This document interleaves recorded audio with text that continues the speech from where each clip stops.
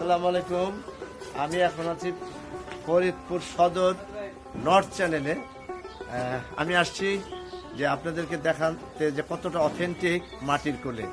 এই যে এই গাছটা আছে যে দেখছেন, একটা আম গাছ, দেখেন এইখানে 12টি মধুর চাক আছে।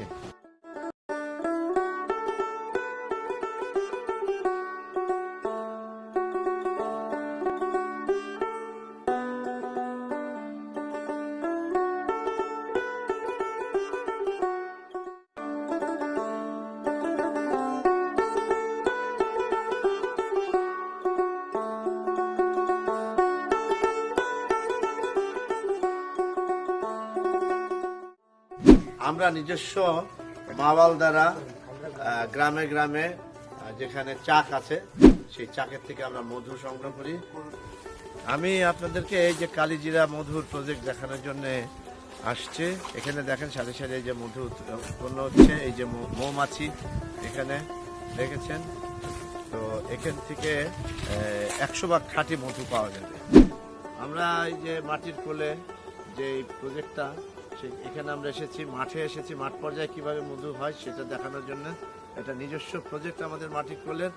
আপনারা দেখেন কি সুন্দর একটা পরিবেশে এই যে এখানে সাজানো আছে যে সারে সারে এগুলি মধু, সব এখানে মধু উৎপন্ন হয়। এখান থেকে প্রক্রিয়াজাত করে মানে খাঁটি মধু করা হয়।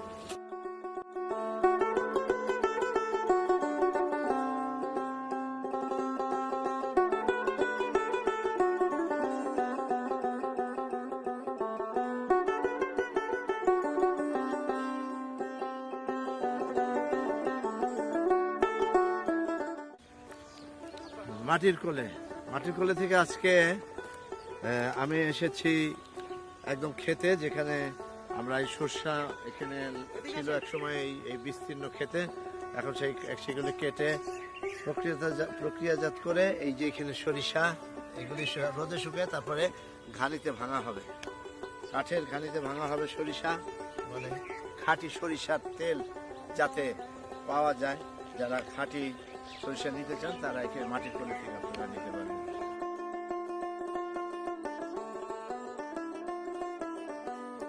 এটা হচ্ছে পাবনা থেকে আনা খাঁটি গাওয়া ঘি, খুবই